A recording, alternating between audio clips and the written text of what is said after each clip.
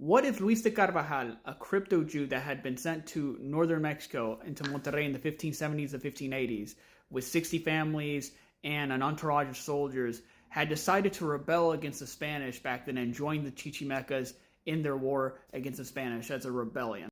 There's several reasons the rebellion could have worked to his benefit. Ultimately, in the actual history, his sister was accused by the Inquisition of crypto-Jewish practices and burned at the stake, and other family members were arrested.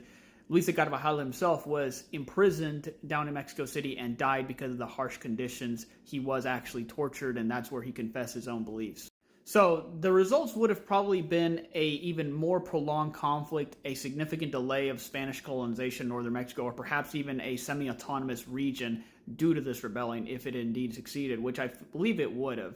The reason being is that the Chichimecas were not defeated militarily by the Spanish, so if you would have added a European leader to their ranks that was very familiar with Spanish weaknesses, that could have given them strategies to go on the offensive rather than just playing defensive and like going on raids and whittling the Spanish down, this could have helped really demoralize the Spanish and taken out key infrastructure or settlements or places that would have really fucked them over in the long run. And they could have also worked together to delay the Spanish extracting silver from the mines, which is how they got a lot of their wealth that powered a lot of the empire at the time.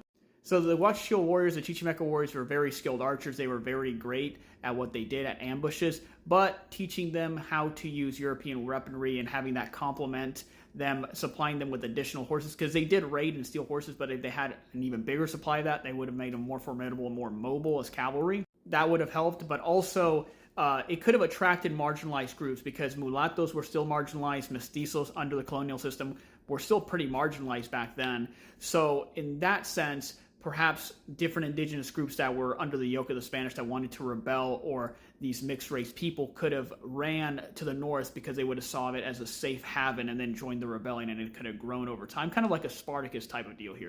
So I don't think they could have stonewalled the Spanish forever, right? But at the very least, this could have also resulted, like I said, in a semi-autonomous region where there was no inquisition, no oppression for the Sephardic Jewish settlers. More people would have gone to that enclave. And ultimately, maybe a lot of the Chichimecas would have adopted some of the practices, the sedentary type of practices from their allies there, or they would have just continued to practice their culture largely, without being bothered. But then we would have had a bigger Sephardic Jewish influence up in northern Mexico. We still have some elements in the culture because, again, this was practiced secret and it was passed down. For example, I think off the top of my head, I think they said like albondigas is a dish kind of like reminiscent of Sephardic Jews, for example. So I think ultimately, it would have been risky, but Luis de Carvajal was literally tortured and he died in prison and his family members were burned at the stake. And there was other people that the Inquisition found out because they were hunting him all throughout Mexico. So it probably would have been in the best interest of a lot of these families had they done something like this. And maybe history would have been drastically different. Of course, there's always a chance the Spanish could have overwhelmed the rebellion with additional reinforcements, but the War of Fire and Blood didn't work against the Chichimecas, so if they were both allied, I don't really see how they would get overwhelmed. I mean, the Spanish couldn't overwhelm the Chichimecas by themselves, so I don't really see how they would overwhelm the rebellion with the Chichimecas, as long as the rebellion was kind of smart about it and maybe just was also on the move, that way. Or they could retreat quickly if their settlement did get burned down, or they had multiple settlements up in the mountains. It would have been harder for the Spanish to have destroyed them. One part of contention would have been, could they have gotten along? Maybe, maybe not. At the end of the day, the Sephardic Jews were different culturally and religiously than the Chichimecas, but I feel like it would have worked out as long as one didn't try to step on the toes of the other.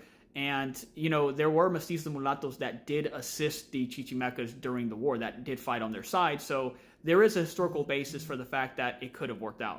Unfortunately, the way the history played out was that the crypto Jews became conquistadores, despite the fact that they were oppressed for, centuries in Spain, honestly. And that's just how it played out. And some of them got caught, like Luis de Carvajal and his family, unfortunately. But this is kind of an interesting thought experiment, so I'm going to do more of these hypothetical type of videos.